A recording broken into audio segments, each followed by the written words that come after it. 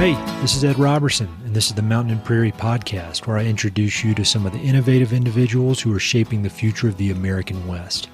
I meet most of these people through my work in land conservation, or through my hobbies and interests that revolve around spending time up high in the mountains. My guests include ranchers, writers, entrepreneurs, conservationists, athletes, artists, adventurers, pretty much anyone who's doing important work, has an interesting story, and loves the American West. My guest today is Rachel VandeVoort. Rachel is the director of the Montana Office of Outdoor Recreation, an office that advocates for the outdoor recreation industry and works to leverage its numerous benefits to the state. The office was created in 2016 by Montana Governor Steve Bullock, and he tapped Rachel to be its first director, where she built the office from the ground up. Since then, the office has experienced amazing growth in influence and effectiveness, and it served as a shining example for other states that have formed similar offices. A native Montanan, Rachel has a diverse background that makes her uniquely qualified for her role as director. She grew up working for her family's river guiding business in and around Whitefish, Montana, and also spent time as a fishing guide. After graduating from University of Montana, she worked in a wide variety of industries that are closely connected with the land and recreation, including organic farming, skiing, and firearms manufacturing. Thanks to her diverse and deep experience in all facets of the outdoor world, Rachel has had great success finding common ground between sometimes competing stakeholders in order to harness the collective power of Montana's recreation industry. Rachel was slated to be a keynote speaker at Colorado Parks and Wildlife's Partners in the Outdoors Conference, an annual gathering that brings together stakeholders from all corners of the conservation and outdoor recreation industries.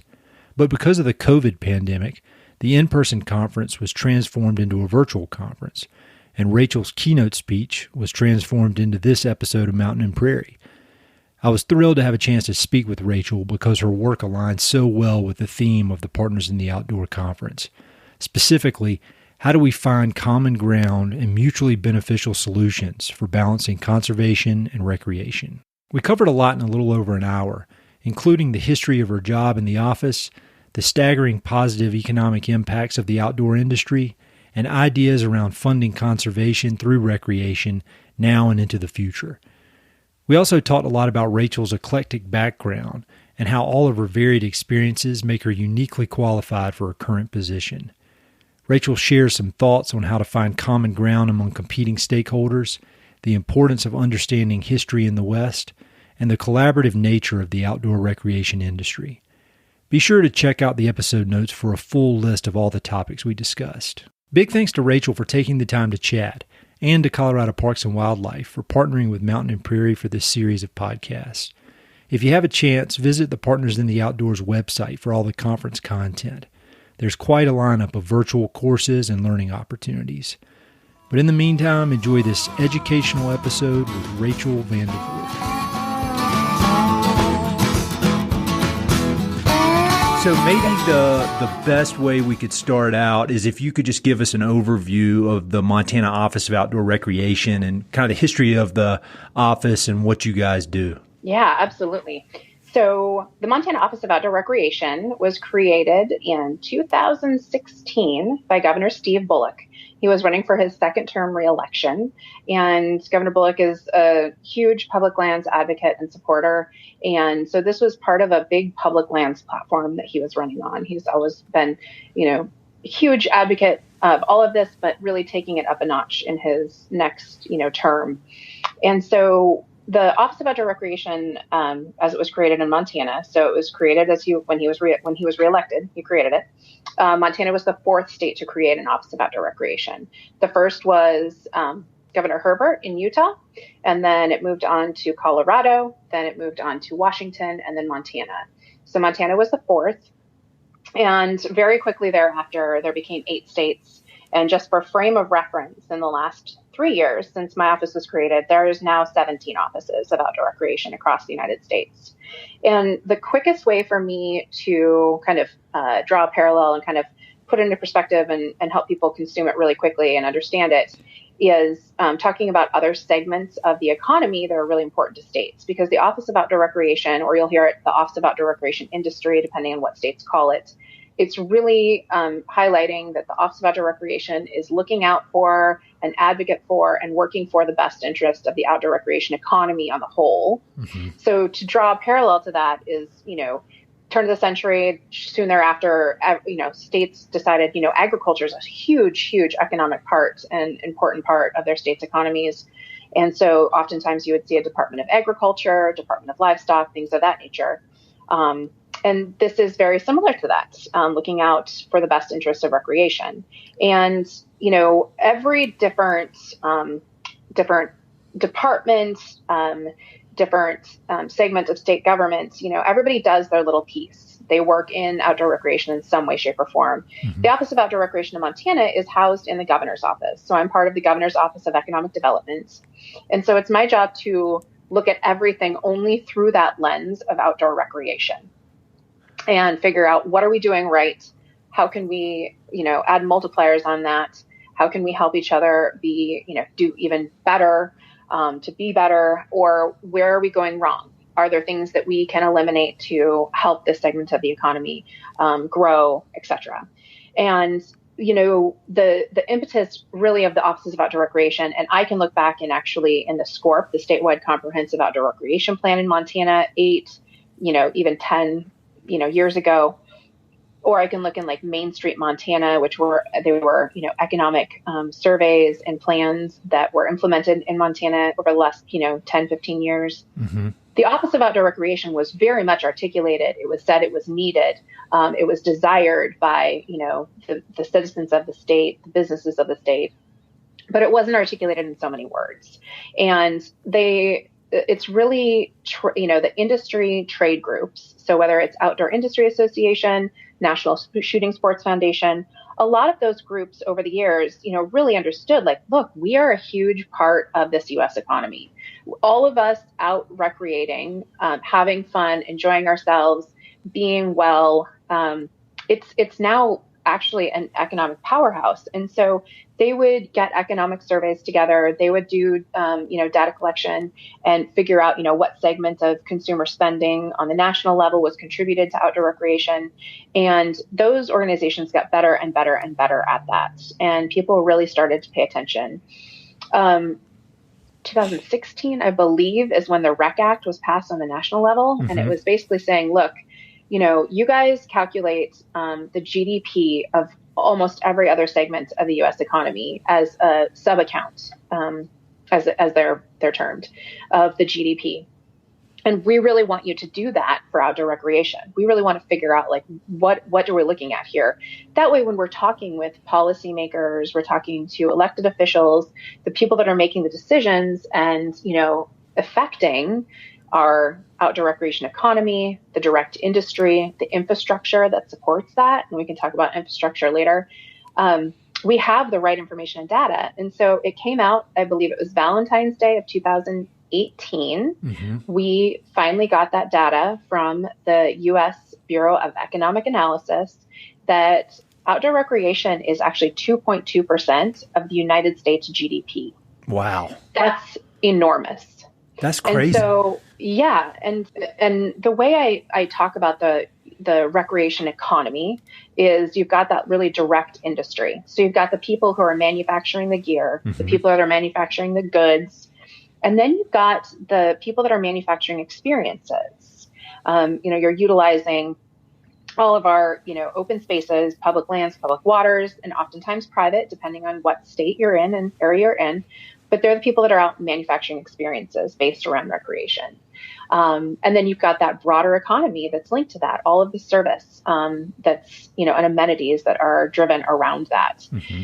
So those numbers came out and it really made people kind of take a double take. Like, are you kidding me? Like, wow, it's not just trade information now. It's actually an articulated segment of the U.S. economy now. So we now have all of that same GDP and other related information as it relates to the states. And so for Montana, that was extremely significant because Montana has the largest segment of its economy in the lower 48 contributed to outdoor recreation at 5.2%. The only state that's higher than us is actually Hawaii. And so the beautiful part about those numbers, though, is because we talked about those different segments of what we call the outdoor recreation economy. You have those super heavy manufacturing based segments of that economy. And then you have the experiential, manufacturing based segments. And the states that are high in manufacturing maybe are much lower in experiential, but the states that are maybe lower in the manufacturing side are huge in the experience side. And so you have this symbiotic connectivity between these states that can be very different. One state is not going to thrive without the other. The manufacturer is not going to be manufacturing the gear and the goods without the places to go and use the gear and goods, if that makes sense. Yeah. So, yeah. And so what it is in Montana, and all of us are very similar. I can kind of talk about the Confluence Accords after I talk about this. We have very similar ideas and goals and, strategies, strategic plans. What we're looking at is we're looking at the best interests of the outdoor recreation economy. Mm-hmm. And so for me, when I came into office, it wasn't just stepping into an office, which is, most commonly, known. I was hired by the governor to come in and actually create it. So not only was I the first director, but I created it for Montana. And so as I came in, I really kind of shut off all the noise around me. I had Colorado is amazing. Utah, everybody was reaching out saying, hey, welcome on board. What can we do for you? What can we do to help? And I said, you guys are amazing. I am very easily inspired by what other people do. So I'm probably not going to talk to you guys for 3 or 4 months, because what I need to do is take all the information that's been given to me and go out and really figure out where we are. Where is Montana at this point in time in our space? What is needed and what is the best thing for Montana? Because, while we're, very similar, can be very different. Colorado might be 15 years forward than we are, or, progressed farther than we are, mm-hmm. Based on population growth per se. And so we're just at different spaces. So just went through, I established some kind of core, I look out for the best interests of the recreation economy. It's my job to grow and enhance the outdoor recreation economy in Montana, and build a strategic plan around that. And the way I bucketed that out is basically you've got the outdoor recreation industry, as we talked about, gear, goods, manufacturing. You've got the outdoor recreation infrastructure. So when we talk about infrastructure, we're not just talking about, the parking lots at the trailheads and the bathrooms and the campgrounds. We're also talking about this big, huge thing we call habitat, mm-hmm. open space, and whether it's wilderness areas, forest areas, the places we just need to keep healthy. We don't necessarily need formal infrastructure in there. And so, oftentimes our investment in dollars in habitat conservation, whether it's aquatic or terrestrial, that is really fueling, return on investment for recreation economy. So looking at that somewhere along the lines, and obviously we could spend probably days talking about this, but kind of as we all morphed into this thing we call recreation, mm-hmm. basically the care or the maintenance of the infrastructure that supports recreation, we started calling stewardship and conservation. Okay. So I do a lot of work on stewardship and conservation, and, recreation cannot exist without conservation. They just are completely entwined together. And because we're such a diverse, mix of users, oftentimes our stewardship and conservation can look a little bit different in different ways. But ultimately, at the end of the day, all of that should be weaving together and really keeping that whole fabric of the infrastructure together. We can always touch on that more. But, then we go into education and technical workforce training. Mm-hmm. So if we're talking about this is a really important segment of the economy, how are we making sure that we are, educating folks to get into the industry and support that industry? And whether it's from the stewardship conservation side of things, whether it's from the industry side of things, technical workforce training and addressing all of that, how that all connects together.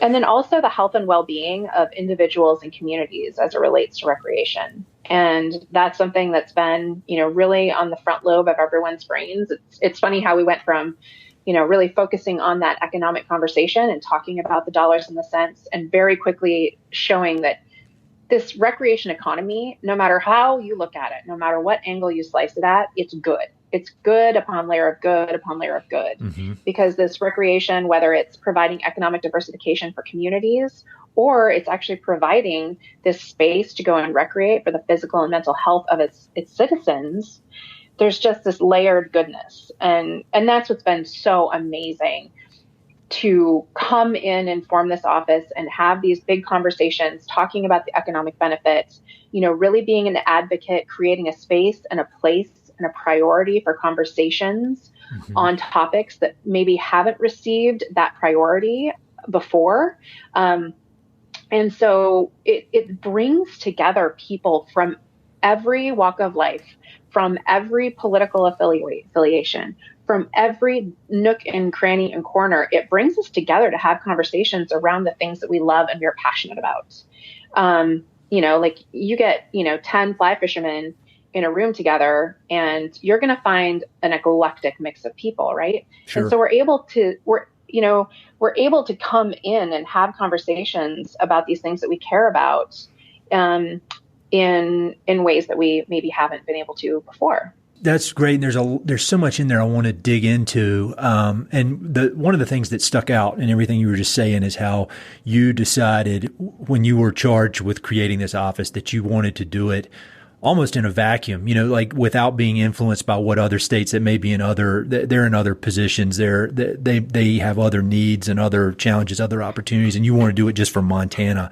And I think that may be a good segue to talk about your extremely unique background, because I think it made you the perfect person for this job, everything from how you grew up to your career.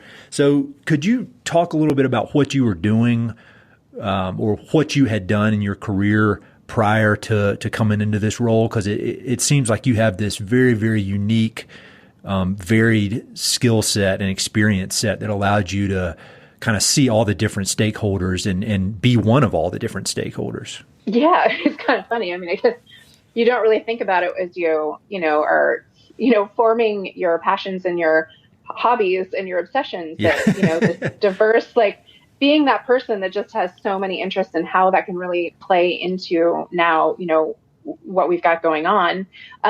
Yeah. And, as far as like building this office in a vacuum, the thing that was amazing about doing that and just focusing on, okay, where are we here in Montana, and really making a solid effort to articulate where I see things, then going out and seeing what is happening in this state, that state, who's doing what. It was an amazing sounding board, because it was, in a lot of ways, it really backed up where my guts were on it. Oh, cool. Yeah. Because many states had come to the same conclusions on many things, but some states had come to very different conclusions. And if you looked at the factors that played into that, it can make complete sense. So really doing it that way really validated, I think, where my brain was and where we really wanted to sculpt it. So it was fantastic. Not to throw you off, but do you have an example of where Montana may be different as far as the outdoor recreation office? Like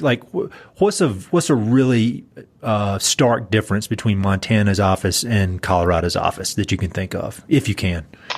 Yeah, so I think that one of the things that so for Colorado, I think the biggest difference between us right now, and we are just very short behind, is we can talk about population growth. Yeah. And we can talk about the explosion of population, especially on Colorado's eastern front, and how that happened so quickly and so fast. And the population grew largely in part to the love of the place and the space, right? It's just this amazing location. People are there for the recreation. And so Colorado experienced this massive population boom. And it really has an impact on the recreation resources. And so I feel that probably Colorado was put in a situation, and other states as well, were put in a situation where it was very reactionary. And you're just like, okay, this is what's happening. Like, how can we mitigate for this? Whereas in Montana, yes, we are experiencing population growth. We do have areas of the state that are growing very quickly. However, we are 10 to 15 years behind where Colorado is.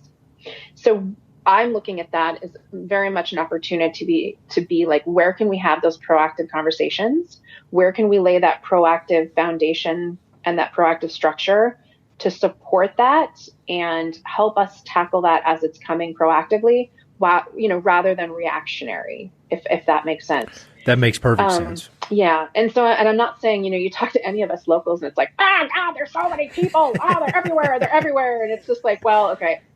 Have you traveled? Have you traveled much? And so that's where I do think, and that kind of, I guess, plays into my quirky, crazy, like eclectic background and mix of, where I come from. Yeah. It really has, I think, helped me give some really, I think, just like big picture, broad perspective. And so to go to that, I sum up my formal education as I am an overeducated fly fisherman. I like that. That is, you roll out of college with something like that. I mean, how can you go wrong? So growing up, my first memories, literally memories, are of being this 4 or 5-year-old little blonde girl curled up taking naps on the top of gear piles on boats, on rafts, going down the wild and scenic forks of the Flathead River system. My dad was a river guide, a fishing guide, and a hunting guide, as well as a handcrafted knife maker. And he fit all of those pieces together to make his living. And so instead of going to daycare in the summertime when I wasn't in preschool, kindergarten, on through the years, I would literally go to work with my dad. And whether we were taking half-day trips down the whitewater section of rivers, or he was packing me up to go on a 7-day horseback / whitewater rafting trip. That is how I grew up, and that sculpted me in a lot of different ways. Obviously, I mean, I started working in fly shops, I think, before I was legal to work in exchange for gear and fly tying materials. Yep. Not a lot of, junior high girls are out there, rabidly consuming that kind of stuff. And so working in fly shops, as soon as I was old enough to guide, of course, I went into guiding. I very quickly got over that, realizing that I have very little patience for a few things, and guiding. I was done with that very quickly, but I loved working in fly shops. I did love doing extended river trips. It was this opportunity to actually connect with people, to help them create an experience. So I loved spending quality long periods of time with people. So extended river trips, extended fishing trips, I loved those. Those were great. So, went to college, University of Montana in Missoula, Montana. Yep. Things where I realized that, staying in Montana probably was my number one priority in life. Mm-hmm. And because I just loved it, and I didn't realize until much later, is that, I was able to go down the wild and scenic forks of the Flathead River system with my dad before I had traveled any other state to experience any other river, to do any of that. Like, that's just what I knew. Yeah. I didn't have any perspective. I didn't have any experience to understand how special or how amazing my corner of the world was. Mm-hmm. But what I was able to see is I was able to see all of these people from all over the world come to experience what I just literally called my life on any average day.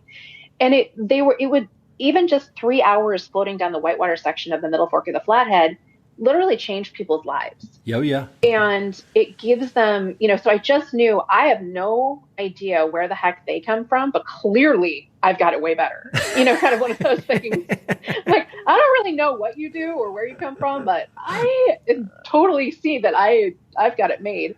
So not knowing really, what kind of perspective to put it in, I'm like, okay, this is the thing. So, anyway, go to the University of Montana, got a degree in resource conservation and watershed management, which is kind of a design your own major. I really wanted to focus on, what are the human impacts in watersheds, and how can we go in and mitigate for those? How can we, be proactive on those? And So I went in and got that degree. And so it's about time to graduate. And they are telling me, all right, so we found you this amazing job in Nebraska, and there's some in Oklahoma. And I was like, oh, timeout. So about that, studying flat mud, just that the notion of going there to study water was just my idea of purgatory. And I was like, no, I'm not leaving Montana. They're like, oh, so bad news.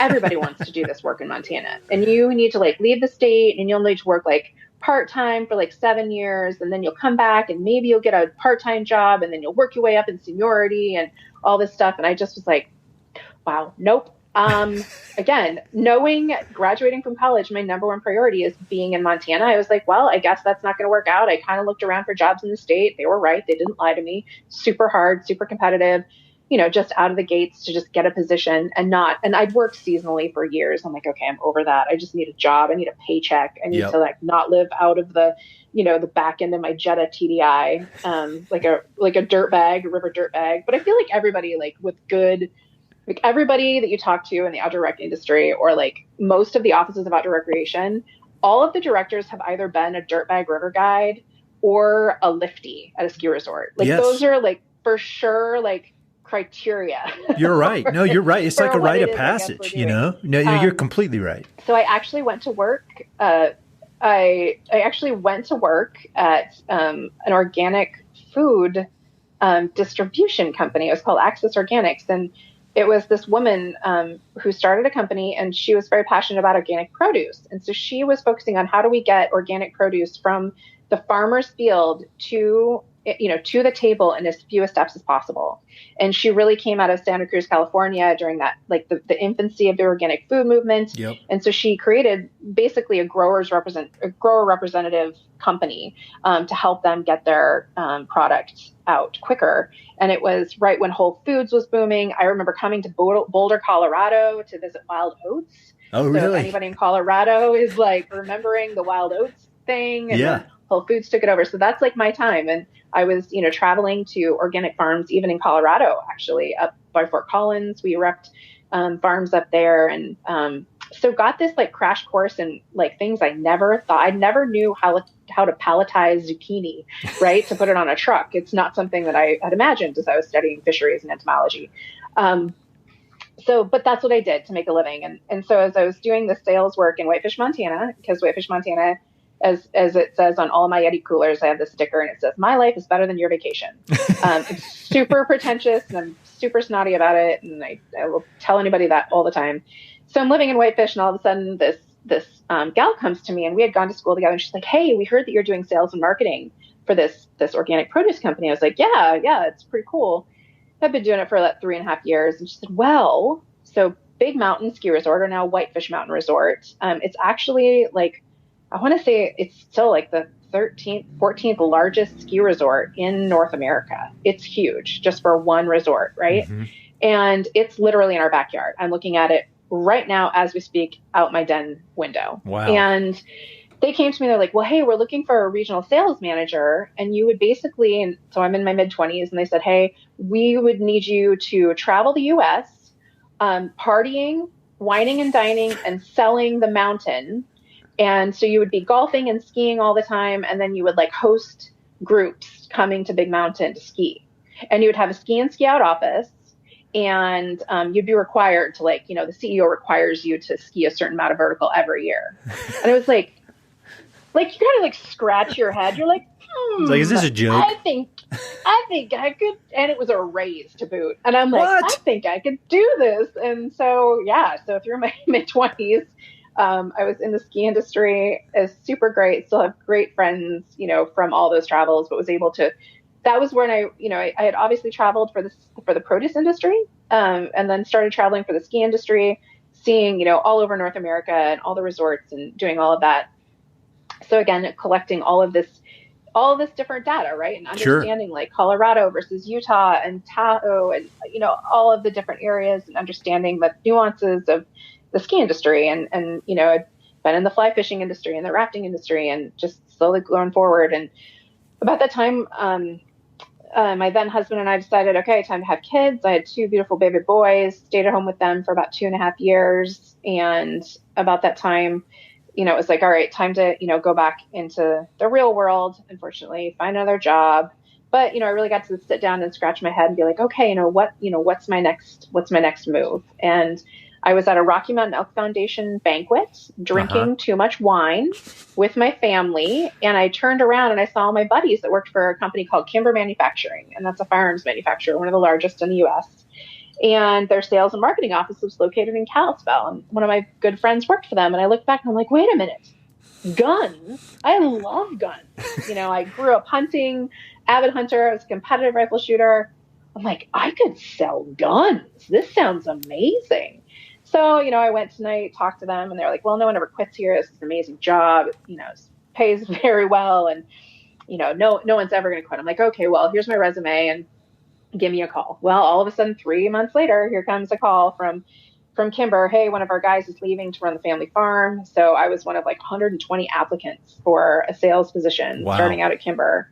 And obviously I got the job, and that turned into 8 years with Kimber. And when I left there, the last 4 years, I was the trade relations manager out of the marketing department, and had done national sales and, traveled all over for either sales calls or, trade shows, and spent a ton of time.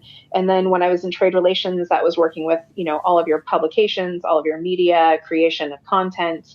So at that point, then I was traveling the world, whether it was Mexico, New Zealand, Canada, taking people on hunts, taking people on shoots, and, just really it was a great job. It's kind of like the unicorn job, I feel like, in the industry. That seems like the theme of your whole career is unicorn jobs. It's not a unicorn because you keep doing it over and over and over.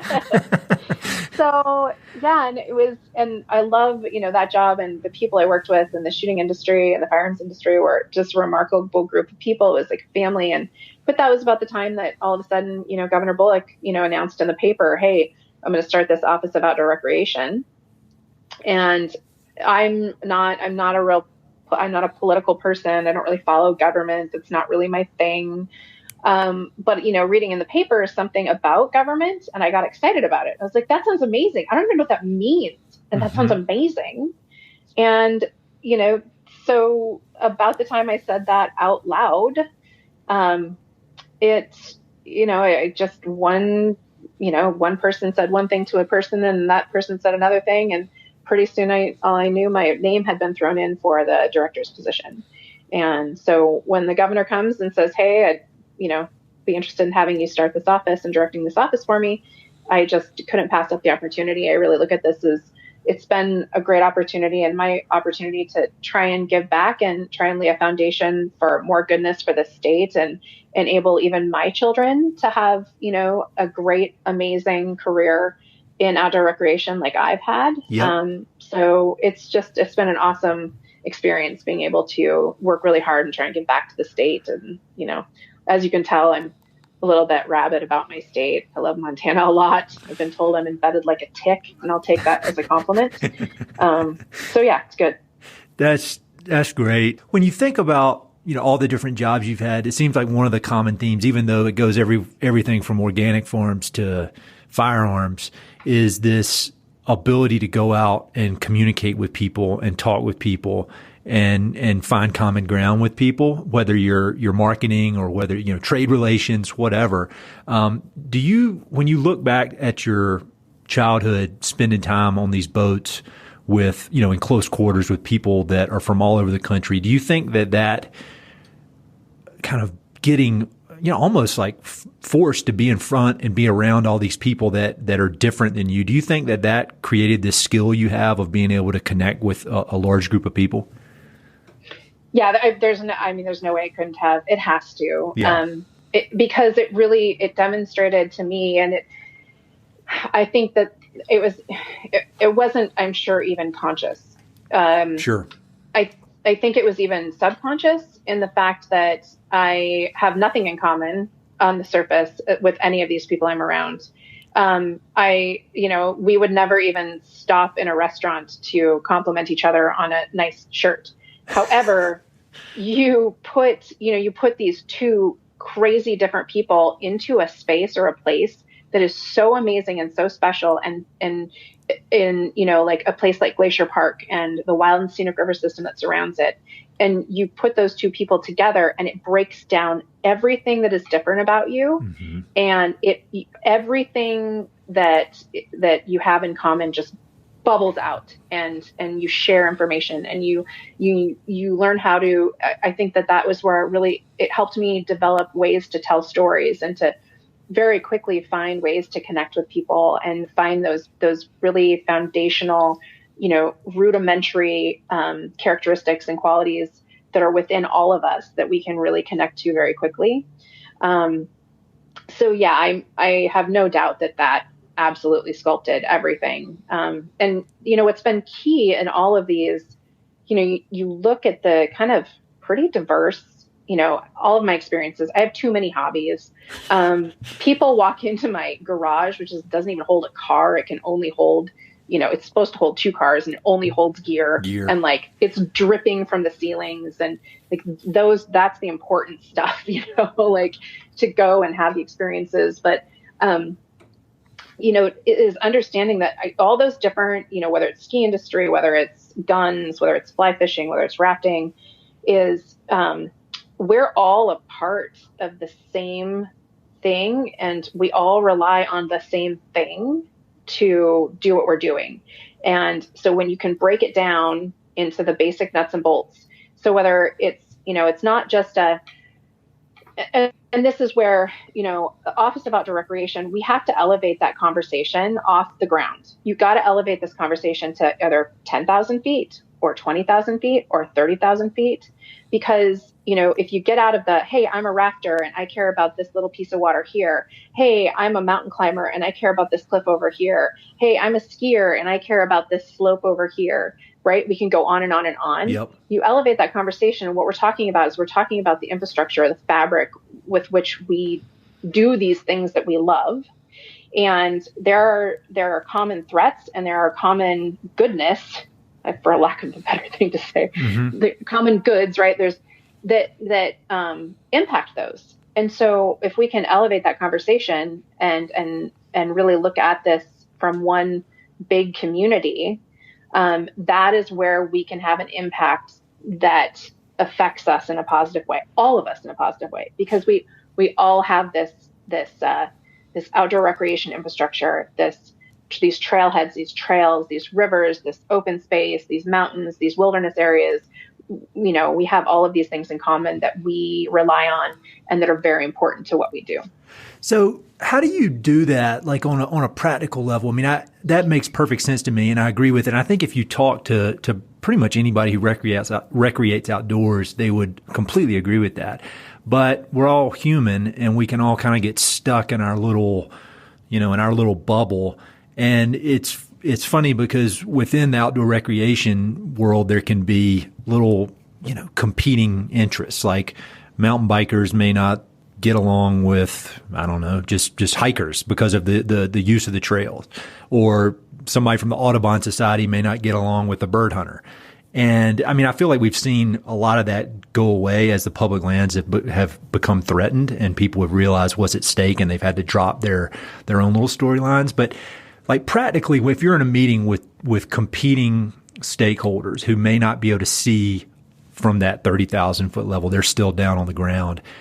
Do you have any techniques you developed of how to break down those barriers between the groups? Because it's one thing when you're in a raft and you're having to work together, but then it's another thing when you're sitting in what may be a boring, poorly lit conference room trying to get on the same page. I mean, how do you do that? As with anything, education is empowerment. Yeah. And there is too much talking at each other and too little effort truly trying to educate one another. There's a huge difference. There's a huge difference between just talking at and then trying to educate one another. So if we can get in a situation, and that's a great example that you used, is helping each other understand the history. And I wish I could recall lines and facts and stuff like Hal Herring, but I can't. What does it say? If you don't know your history, you're doomed to repeat it, right? That's always what, we say. And for lack of saying the real term, I can't even remember that. Anyway, so, oftentimes, just helping everyone understand where we've come from. And with recreation is fairly infantile if you think about it that way. And I'm just talking about specifically outdoor recreation. And if, anybody wants to, see what I consider outdoor recreation, Outdoor Industry Association did a great articulation of like what all fits in that bucket of outdoor recreation. It is huge. It is vast. It is broad. It is motorized. It is non-motorized. I refuse and have zero tolerance for anybody using the term consumptive versus non-consumptive. That is a huge bugaboo of mine, and that is only creating division, because every form of recreation, and recreation itself, is a renewable and a sustainable use of our resources. Whether you are a barefoot runner going through the woods or you are a motorcycle rider, you have an impact. Everyone has an impact. People floating over the water have an impact. Just as a fisherman who is fishing below the water have an impact. Mm-hmm. So this consumptive versus non-consumptive has to stop. No more. Zero tolerance. Because, hunting and angling, we look back at the history of hunting and angling, we could go on forever, right? The development of the West and, the diminishing, resources as it relates to wildlife and why that happened. And oftentimes it wasn't hunting related, it was market related, or maybe it was hunting related in some areas. But the moral of the story is, at the turn of the century, hunters and anglers, we were sportsmen, and we had gone from, we're not just doing this for subsistence, right? We are doing this now for sport. Mm-hmm. We're the first recreators. And you can even talk to people in Montana still, and you say, hey, do you recreate outdoors? They're like, no. I'm like, really? You don't recreate? Yeah, no, I don't recreate. Well, do you hunt or fish? Well, yeah, but that's just what we do. That's not recreation. I'm like, no, it's recreation. Yeah. It's just such a part of your fabric of who you are and your heritage that it's just ingrained in you. But it's helping understand, like, hunters and anglers almost lost it all of it, not just the animals, but the habitat, all of that, everything was on a knife's edge from being destroyed and destructed, just gone forever. And it was at the turn of the century that, groups were developed. Theodore Roosevelt came along, Griffith, Pinchot, and like you read, it just forever and ever, right? Yep. Muir, like on, and the notion of conservation. And so that community, but there were still, you had at that time, there were still, there were the people that were considered birders, like the Sierra Club, like the people for open spaces. And like at the core of all of it, we almost lost it all. And it's what's gone on is we fought, we worked as industry, contributing as individuals, using the resources. We all came together with our time and our money, and we developed what we call the North American model of conservation. And that is the foundation out of which that our current state of outdoor recreation sits upon. And then that leads us into all the questions of funding and all this, that, and the other. But why I'm bringing it up in this context is that, there are many uses out there that in comparison are infantile. They have not existed for very long. And oftentimes those users, if not, well-versed in as a hunter or an angler, they don't know the history behind that. Yep. Like right now, we've got it good. North America, oh my God, there's no other place like it on the planet. New Zealand is the closest I've ever, come to. And, you talk with anybody who is very well traveled around the world. We have it so good. And our opportunity, our access, our space. And of course, Montana is the best because we have stream access laws like no other, but I digress. So we have it so good. A lot of those people don't know what bad looks like. Sure. And so they don't understand how possibly their one little selfish act here, as we might perceive it from another angle, has great ripple effects and has the potential for undoing a century's worth of work to get us to the good we've got now. And so it's having, it's coming up and having those conversations instead of, spending 10 minutes talking at each other.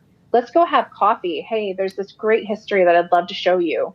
Could we talk about this? And so establishing, that history and just having a broader conversation. We just do too much assuming, especially. So from my perspective, right, I grew up hunting. I grew up fishing. Fly fishing is my ultimate passion.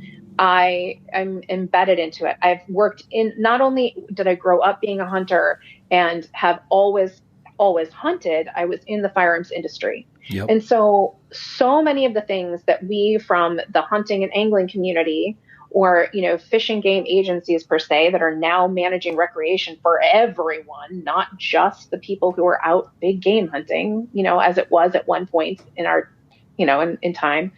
Like we just do way too much assuming that people know anything, and they don't. Like, there's so much that's just ingrained in our brains that we're not, you have to break it down, and we have to articulate it in a much better way. That all makes perfect sense to me. And I'm with you on the thing about most people don't understand any of this stuff. And it's not through lack of trying. It's just, there's so much out there, and you just can't understand it all. I mean, no human can, unless you're Hal Herring, like we were talking about, can soak all this in. Right. This is one question I wanted to ask you. It's probably getting in the weeds a little bit, but I'm curious about it personally.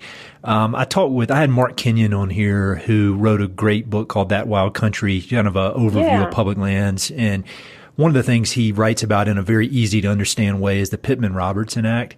And that's one of the things that's always surprised me ever since I learned about that. And I was late learning about that. I mean, it's not like I've had it figured out since I was 16 years old, but this idea that hunters and firearm manufacturers, they put so much money into the conservation accounts of our country. And a lot of people just don't understand that. And then when you look at the backpack business, or the $400 rain parka business, that kind of thing, they're not being taxed, and they're not putting money into the the conservation accounts. And I fall more in the backpack crowd. I mean, I like to hunt, but I would say if I had to choose one or the other, I'd probably be on the backpack crowd. And it just seems to me that, I don't know if unfair may be too much of a loaded word, but it doesn't seem balanced that the hunting business puts so much money into this, and the other side of recreation does not. I mean, do you see any way in the future that there would be some sort of tax that would bring money from that side of the recreation world into conservation? Well, I mean, it's certainly an option. Obviously, it's been discussed for many years. Yeah. There's pros and cons to all of it. And if you really dive into the nitty gritty of what Pittman-Roberts or Dingell-Johnson is, and then you see the flow of money, and you see what a brilliant, you see this brilliant formation of what that fund does, and where the money goes, and how it goes there. It's just one way. And so while someone's like, oh, do you see that happening in the future? It's like, well, sure, it could.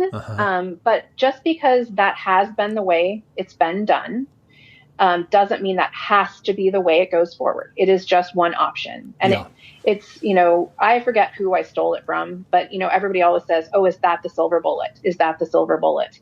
No, there are no more silver bullets. There is no such thing. It's more like silver BBs. It's going to take a lot of them. So instead of a bullet, let's think of a shotgun shell. Sure. It's going to take a lot of different ways. And what's beautiful about this is, so, when Pittman-Roberts, Dingell-Johnson came along, and I won't go into the history there, but when they came along, it was industry, it was elected officials, it was citizens all coming together and saying, this is what we want to do. This is how we're going to address this right now. And it was this proactive, it was in response to something, right? But it was taking control of something and sculpting it into this very useful tool. And so it's just important for any segment of what we call the recreation economy, that whether you're paying a lot in, whether you're not paying a lot in, whether you're paying in different ways, there are different ways to do it. But the most important thing is really making sure that, I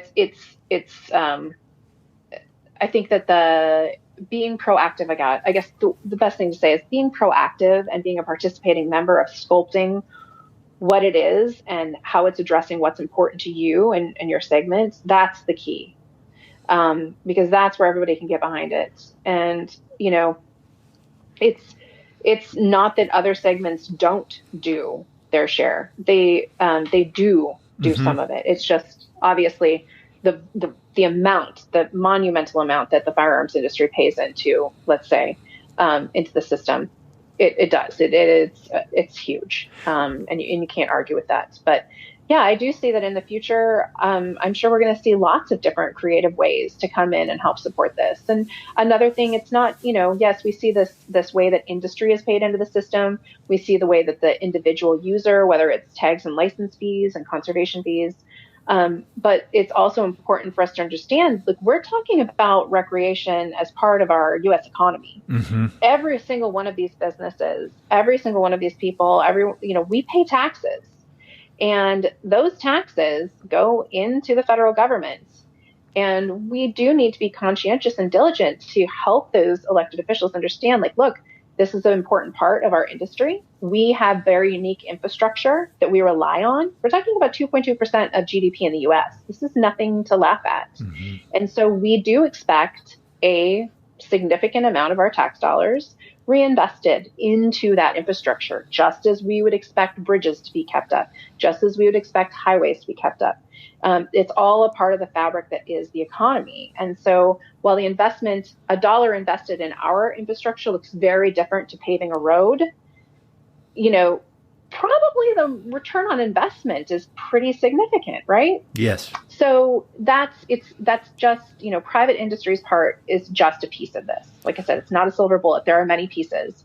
And, we need to make sure that those agencies, whether it's state agencies or federal agencies, that state or federal are coming up with creative ways and or doing their part to support that. So we just need to look at it from all different angles. I think that's very wise. And I think if anything, it shows kind of the laziness of my thinking, because you see Pittman-Robertson and you're like, well, that worked. Let's do it again. And that's almost the exact opposite of even how you approach building your office. You wanted to come in and not be affected by the past or by things on the same parallel. You wanted to be creative and forward looking.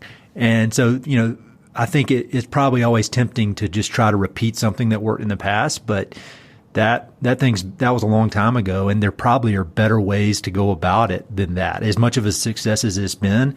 And so that's why I'm glad we have people like you who are creative and not people like me who are just studying history all day.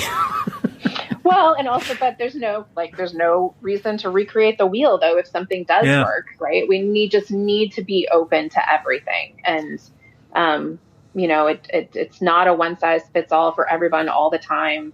And, we've got to understand our past, just like you said, and we've got to understand history, because we can take these pieces from history and be like, oh, yeah, that was amazing. I'm going to one up you. I'm going to make ours even better. And that's what we like to all of our offices. We're always like, leave no good idea unstolen. And so, we're constantly like, oh, yeah, I'm totally stealing that from you, Utah. And look what I did to make it cooler. And so that's the name of the game, and which is remarkable, right? Like, you see all of these other offices of outdoor recreation pop up, and it's wonderful. Like, the governors, legislatures, are so behind this, because it's good from every angle. Like New Mexico just came in. They have an Office of Outdoor Rec. They instantly had a great staff. They've got instantly budgets for a grant program to increase, diversity in the outdoors. So I love it. Well, it's interesting you say that, because I had Dan Prenslow on as the first of this series for Colorado Parks and Wildlife, and he said the exact same thing about parks and wildlife departments throughout the West, is that they collaborate and they find good ideas, and then they all jump on board. And coming from my old world, which is in the business world, in the real estate world, where it's a win-lose, and there's a winner and there's a loser, and you want to be the winner and you want to try to make the other person lose. It's been so refreshing to move over into this conservation world where really, everybody is looking for win-wins, and it's super inspiring. You got so many super smart people that are willing to work harder than anybody else, that are applying their skills to this greater good. And it's just, once you get a taste of that, or once I've gotten a taste of that, I could never go back to the other way of just fighting all day for a few bucks in your bank account, It is. And that's what I think my whole life I've been thankful of this, but equally, if not more thankful at this time. There is rarely a phone call or a meeting, or in this day and age, a Zoom call that I am not getting off of. And whether it's with the Confluence of States, so all of my peer group that is a signature of the Confluence Accords, whether it's, with leaders in the industry getting together and talking and sharing ideas, it is very normal for me to say, you all are amazing. I am so thankful and grateful to work with every single one of you. You make me a better person, and I love you. There are people like, yeah, that's Rachel. That's being in a call with Rachel. But it's just, every single, that's the cool part is like, oh, I need to talk to, Michael in Vermont. Oh, I need to talk to Kaylin in Oregon, because, each one of us has our brains just ping in just kind of that nuanced little way. And we have this specialty of history in our brains. And so to be able to work together in that kind of a way, is amazing. And that's, like I said, we have the Confluence of States. As soon as the 8 states, the 8 kind of original states were together very, very quickly, of course, the OGs, the original gangstas, Colorado and Utah and Washington, were like, all right, guys, we're going to get together. Let's all do a serious, hardcore sit down brainstorm session on take all of our values, take all of our strategic plans, our goals, our visions, everything, and let's boil them all down into something that we all can look at and agree upon. And what that's going to do is it's going to, well, for one thing, it'll help anybody from the outside be like, hey, these offices about recreation. Well, gosh, they're all over.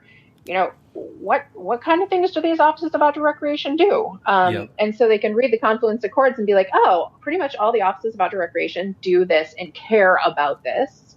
But further, internally, it helps us establish where we can share best practices, where we can work on things together, and then how we can work on things on a national level together that impact on the ground issues within our states. And our offices look at, I am the original Fish, Wildlife, and Parks fangirl. Fish, Wildlife, and Parks in Montana is probably annoyed with me because I'm always like, you guys are so awesome. I just consider them, I'm their biggest cheerleader. I'm like, what do you need me to do for you? You guys are the best because they're really the keepers of the fabric that it's recreation in the state. And, how do we get Fish, Wildlife, and Parks better tools? Mm-hmm. How do we help establish better lines of communication to help them get their work done, et cetera, et cetera? And so, I was a fisheries technician, when I was in college. It was just the coolest thing ever. And so I'm just that annoying girl that's fangirling out there. But yeah, it's how do we work together? And there are forces out there that impact things on the ground in our states, and we're all affected by it. So how can we articulate together, how to do that in a better way? So it seems like you've taken to government. It works. You do I don't know if people would say that. Do you? Do you need a campaign manager for when you run for governor of Montana? Do you want me to help you out with that? Oh God, I feel sorry for those people. Jeez. That's what we need. We need people to shake it up. We don't need we don't need just standard stuff. Your boss is not a standard kind of guy. God, I feel lucky every day. My boss is so great and just wonderful to work for. So it's awesome. That's great. Well, I can't believe it, but we're already coming up on an hour, which is nuts. We might need to do multiple of these things because there's a lot to talk about. But can I run through? I've got some quick questions I like to ask people at the end. Can we run through those and then we'll go off and enjoy our day off here? So if you, again, a disclaimer, we're not trying to be Hal Herring here, but if you had to name some books that have been valuable to you in your life and career, and they could be about the American West, or they could be just books that have generally shaped your outlook on things. Do any books come to mind, one or two titles? Yeah, 2 instantaneously. So the first one is Self-Reliance by Ralph Waldo Emerson. Mm-hmm. Self-Reliance totally sculpted me as a person, and understanding the transcendental movement and exactly what it says. The essay Self-Reliance was remarkable. And so I still carry that with me on all my river trips. And it's awesome. And the other one is The Big Burn. Oh, yeah, that's great. Yeah, by Timothy Egan. And It's gotten to the point where I have read it and or audiobooked it so many times. It's hard for me to even have a conversation with somebody who hasn't read it because I just referenced it so much. Yeah. But specifically for me in my world and, the forests, in our neck of the woods and open spaces that, how that era and what happened in that era has sculpted, all of the goodness and all of the evil that we see today as it relates to what we're trying to fight for. So, yeah, I would say those two are just ping off the top of my brain super quick. I really want to get Egan on the podcast so I can interrogate him with a lot of questions, because that book, it's same thing. I mean, it gave me it's not even all that long, and it gave me such a amazing just kind of foundation of knowledge about the Forest Service, just about everything, wherever you look in the West, that book will teach you something about it. So and nobody's ever mentioned self-reliance in over 100 of these episodes. So that's a good one. I'll put links to those in the episode notes. I don't know if you have. That's a good essay. Yeah, definitely. I don't know if you have time to watch movies at all, but if you do, are there any films, documentaries, anything like that have been influential? Oh, wow. Of course. So I will totally say A River Runs Through It. Mm-hmm. And for a million different levels. It was a beautiful book. And then, of course, made into a movie. And that was, like at the time that it came out, and Brad Pitt, I mean, I still just, dreamy. But it was A River Runs Through It. When it came out, it had a significant impact on the fly fishing industry, and particularly the tourism fly fishing industry in Montana. Mm-hmm. And when that movie came out, I was actually working in fly shops and then transitioned into guiding. And so I felt firsthand, like with my eyes and my ears and my hands, the impact that movie had. And so, that is one of the most impactful movies for a few different reasons for me. It's also very similar to my father's life with his father, my grandfather, and my father and his brother. It's just a very similar story for a Montana family as well. So that could be the subject of another podcast we do, is just talking about your family history up there. Cause that, like we were saying when we talked on the phone the other day, I just can't imagine how tough your ancestors were, because everybody in my family just got off the boat in North Carolina and stayed there, and yours got off somewhere and then said, let's go to the wildest place on this continent.